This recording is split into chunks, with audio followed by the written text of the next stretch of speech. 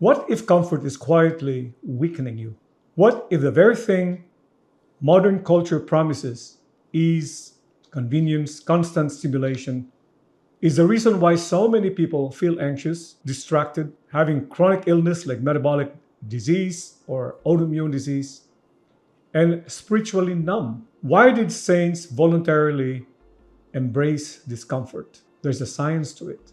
Now, neuroscience is catching up to explain the reason why the good practices of the saints mean so much. Why does stepping into a cold water or a cold shower has beneficial effects?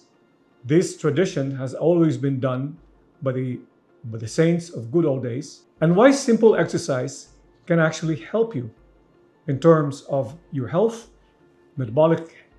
metabolism, immune function, memory. These are all linked together. Meditation of His unconditional love explains the center, why it becomes the center of all these things. If you like this video, please click like so that you can help us spread the contents of our podcast, Medicine and Faith. So let's begin. What is corporal mortification?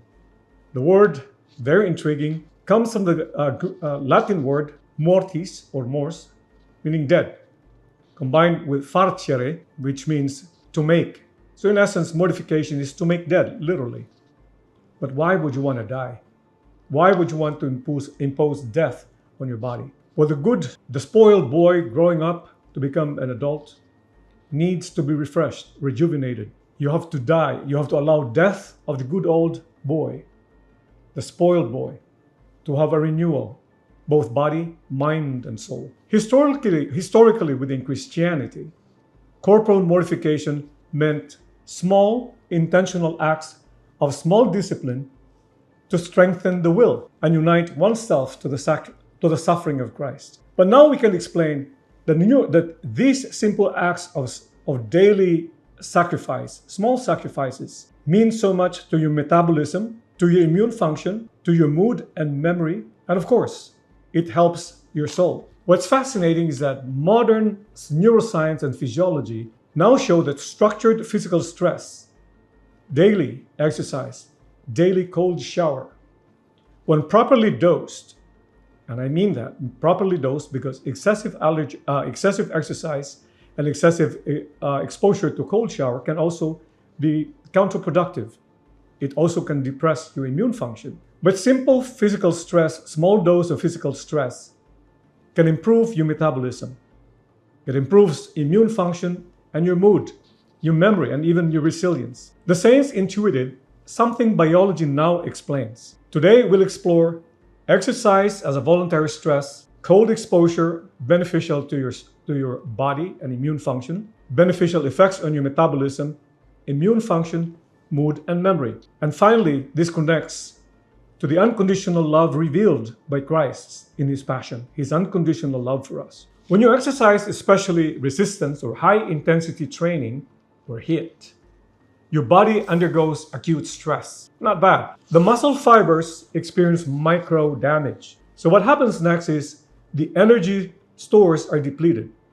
We're talking about the energy storage of glucose in the form of glycogen in the liver. Inflammatory signals arise acutely when you exercise, but there is a need for that. Something powerful happens after exercise, adaptation. In a research beginning with Holowski in 1967, demonstrated that endurance training increases mitochondrial density in skeletal muscle. So if you keep on flexing your biceps, naturally, your muscle increases in size. That is because the mitochondria of each muscle fiber increases in density, and there's such thing as a phenomenon of mitochondrial biogenesis. Signaling within the muscle fiber achieves this. Specifically in the liver, it is important to know that exercise corrects the insulin insensitivity, or the insulin becomes more sensitive to allow glucose to enter to the cell to become more efficient, a source of energy in the cell, whether it's a brain, which is manifested by brain fogging and cognitive impairment when the fuel, like the sugar, is not entering into the cell. The same muscle weakness or atrophy is experienced when the insulin is not allowing the glucose to go into the skeletal muscle to allow growth of the muscle. What about immune function? Exercise does improve your immune function. Moderate, consistent exercise improves immune surveillance. What I mean is this. In a sedentary state, the white cells, especially the natural killer cells, are just hanging like bats, passive. This is a kind of lymphocytes that does not produce antibody, but when activated, it increases surveillance of foreign body, including the virus. Studies have shown that when you exercise, even just one bout of exercise, there's an increase in IgA. This is a specific antibody that is dwelling in the mucosa.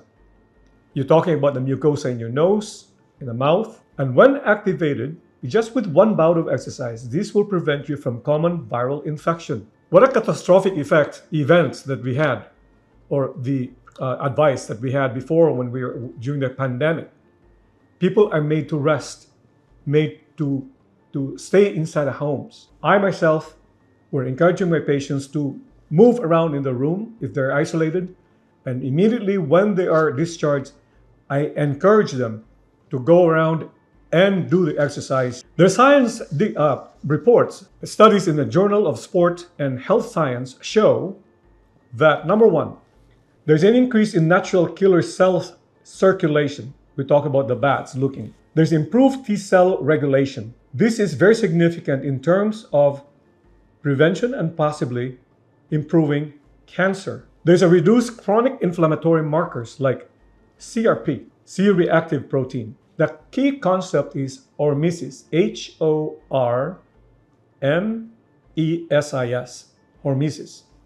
Hormesis means small stress that leads to stronger system. Little bouts of exercise improves your immune health. On the contrary, if you overdo exercise like endurance training, marathons, most of these athletes are predisposed to common infections like the virus.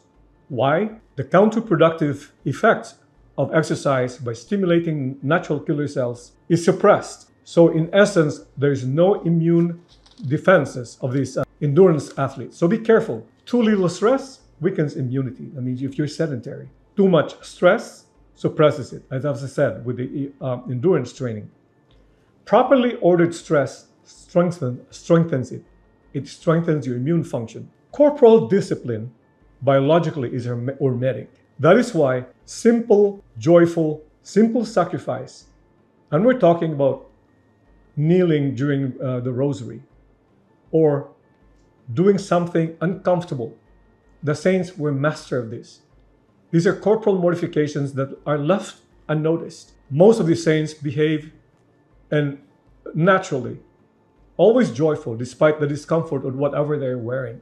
When you exercise, it enhances the learning process. If you want to learn new things, or when you learn, or if you're trying to study for an exam, exercise first. Brain was believed to be static, meaning there's no growth potential for the brain. Well, recent science have showed after the BDNF, brain-derived neurotropic factor, was discovered in the 1990s, turns out BDNF is present in the hippocampus. BDNF is like a fertilizer. BDNF is increased when you exercise. And to give a hint, meditation also increases these messengers and neurotransmitters, especially meditation on his unconditional love through his passion. We're talking about Jesus. He did little sacrifices. I'm sure he exercised when he lived.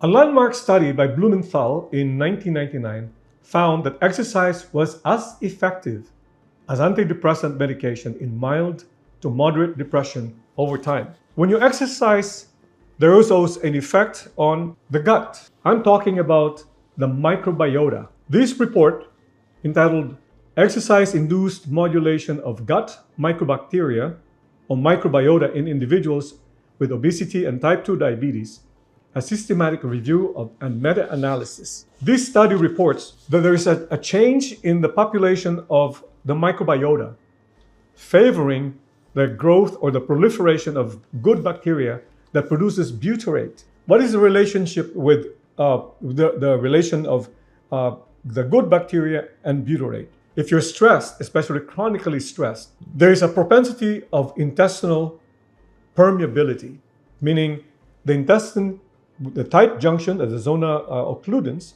is gaped. So that gaping allows the entry of foreign proteins. Not only foreign proteins like gliadin, gluten, and different proteins, also allergens from the fruits, very common. Also, bacteria gets in. For example, the Yersinia that is associated with Hashimoto's, one of the autoimmune disease. When the intestine gapes, or there's intestinal permeability, increased permeability, or what you call leaky gut, these proteins is seen by the antibodies in the immune kingdom in the circulation. The lymphocytes then produces antibody to this. Remember, there's a long period of latency, and there's a good room for us to prevent this from happening by improving the things that destroys the gut.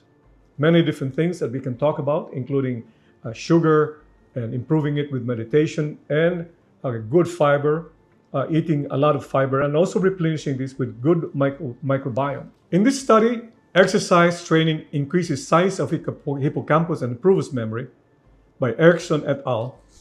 This study reports and moreover reemphasizes that exercise, even with moderate exercise, meaning 50 to or 60% to 80% of aerobic capacity, meaning 80% of your maximum heart rate, which is computed as 220 minus your age, that's a maximum heart rate, and 60 to 80% of that maximum heart rate to maintain for 20 to 40 minutes has been shown in functional MRI to increase the volume of the hippocampus and decrease the size of the amygdala. It also in this study showed that the neurotransmitters that I have mentioned, serotonin, which is 90% formed in the gut, increases. GABA is increased, taurine is increased, melatonin is increased, that helps you sleep better.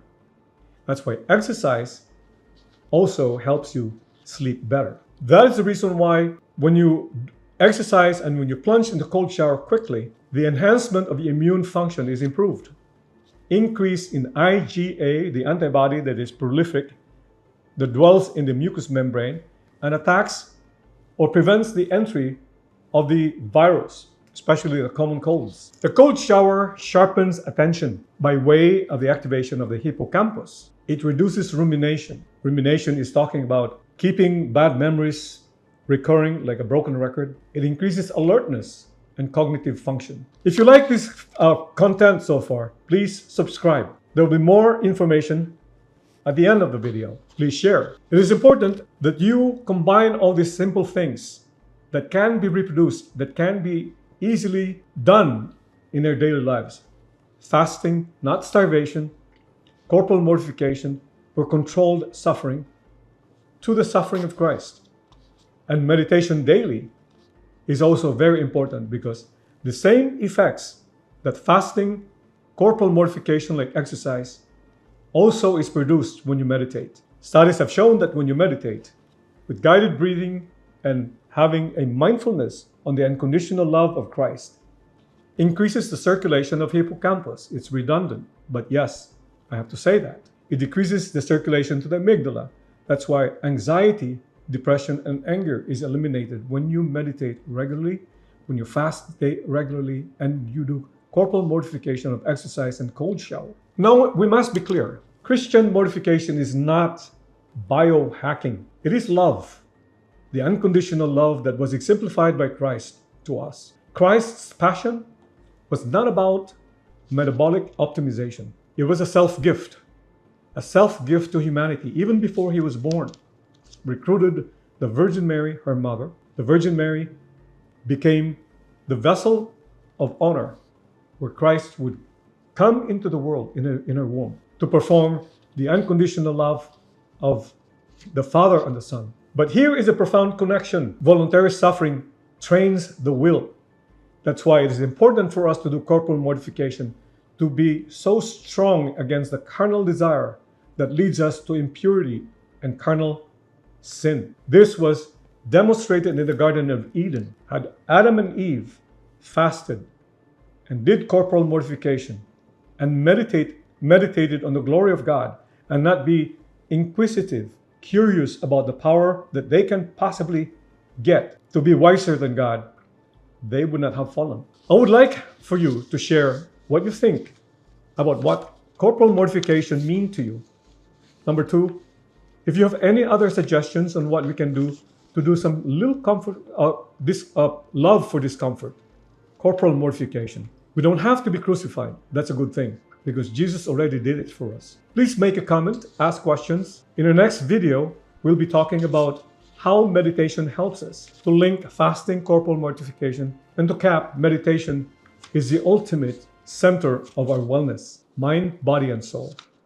This is Dr. Raul Enad from Cadenza Medical Clinic, once again with Medicine and Faith. Thank you.